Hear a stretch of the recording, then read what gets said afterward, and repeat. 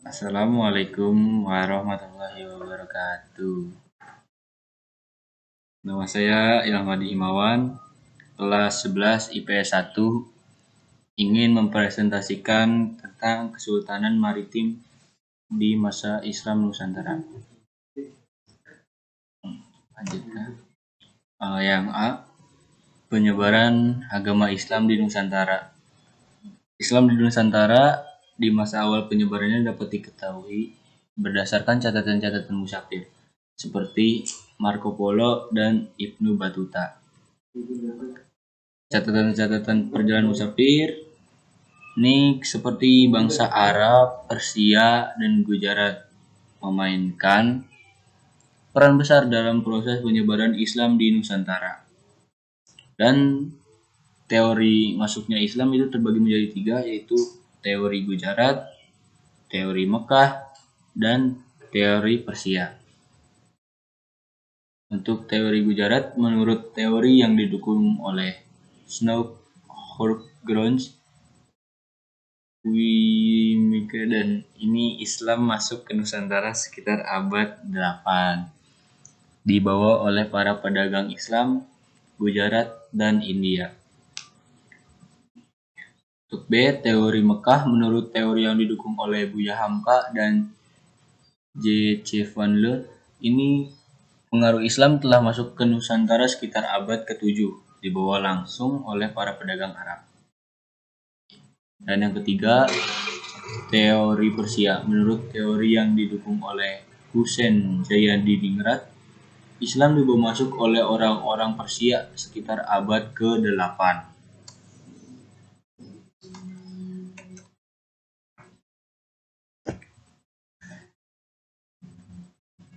Ini ada beberapa kesultanan maritim, kesultanan maritim Nusantara masa Islam.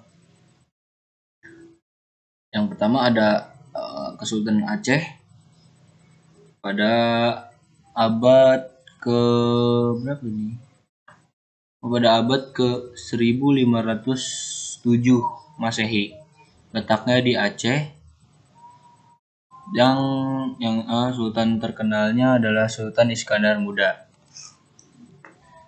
Yang kedua ada Kesultanan Demak, itu diri pada abad 1500 Masehi. Letaknya di Demak, Jawa Tengah. Sultan terkenalnya ada Raden Patah.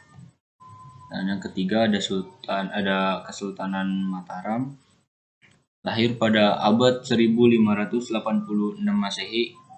Letaknya di Yogyakarta. Dan sultan yang terkenalnya adalah Senopati dan Sultan Agung. Yang keempat ada Kerajaan Banten, itu lahir pada abad ke 1526 Masehi. Letaknya di Banten. Sultan terkenalnya adalah Sultan Ageng Tirta Yasa. Yang kelima ada Kesultanan Gorontalo, lahirnya pada abad ke 1528, letaknya di Makassar. Dan sultan yang terkenal adalah Sultan Hasanuddin. Yang keenam ada Kesultanan Ternate dan Tidore. Ini untuk yang Ternate lahir pada 1257 Masehi di Maluku. Letaknya sama di Maluku, dan sultan terkenalnya adalah Babullah. Kesultanan Tidore lahirnya pada 1322 Masehi di Maluku juga. Dan sultan yang terkenalnya adalah Sultan Nuku. Ya, kita masuk lagi Kesultanan Aceh ya.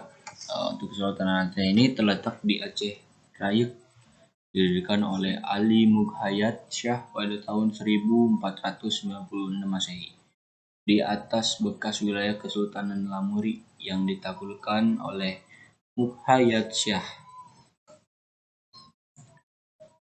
Untuk Kesultanan ini, sumber sejarah tentang Kesultanan ini adalah kitab Bustanus Salatin karya Nuruddin Araniri tahun 1637 yang berisi tentang silsilah sultan-sultan Aceh dan batu nisan makam Sultan Ali Mughiyat Shah. Untuk Kesultanan Aceh juga untuk kondisi politik, sosial, ekonomi, dan kebudayaannya. Untuk kondisi politiknya, pemerintahan Kesultanan Aceh sering dilanda konflik di antara penguasa kesultanan itu sendiri. Meskipun Kesultanan Aceh merupakan negara Islam, kehidupan masyarakatnya tetap bersifat feudal. Dalam hal perekonomian juga, komoditas Kesultanan Aceh adalah rempah-rempah dan bahan tambang. Di bidang kesusastraan dan agama, Aceh melahirkan beberapa ulama ternama yang hasil karyanya menjadi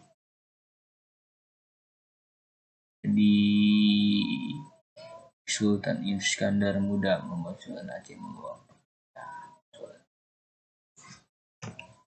Untuk selanjutnya ada Kesultanan Demak.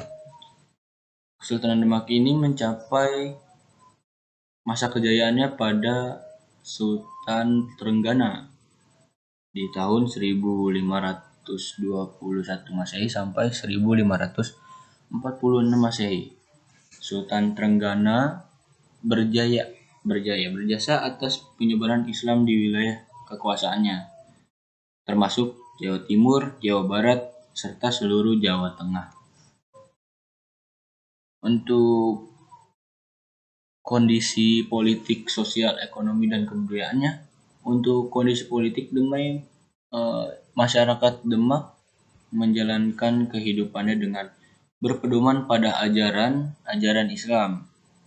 Untuk kondisi sosialnya, kaum ulama menempati posisi terhormat dalam masyarakat dan pemerintahan Kerajaan Demak.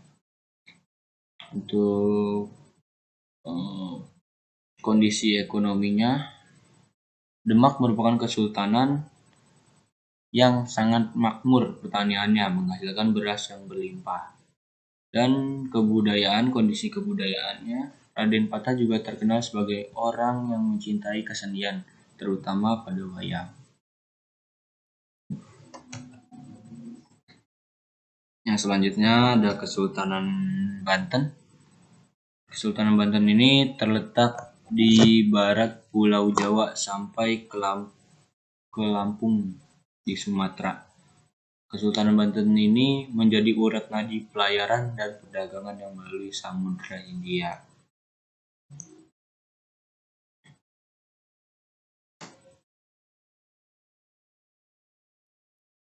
Terletak pada pesisir pantai, menjadikannya dia sebagai urat nadi pelayaran. Untuk kondisi politik dan sosial, ekonomi, serta kebudayaannya, kondisi politiknya, Banten mencapai kejayaan di bawah pemerintahan Sultan Ageng Tirta Yasa. Untuk kondisi sosialnya, Banten semakin mengembang perdagangan dengan melakukan monopoli di atas lada di Lampung.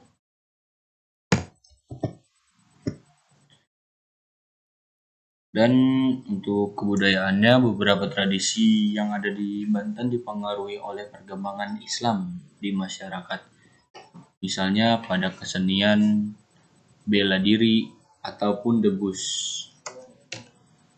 Nah, lanjut ke Kesultanan Mataram. Untuk Kesultanan Mataram ini dipimpin oleh Sultan Agung pada tahun 1625 Masehi. Hampir seluruh Jawa berada di bawah kekuasaan Mataram. Dan kegiatan perekonomiannya yang diterapkan Sultan Agung bercorak agraris dan maritim. Kesultanan Mataram tidak ada hubungannya dengan Kesultanan Mataram Hindu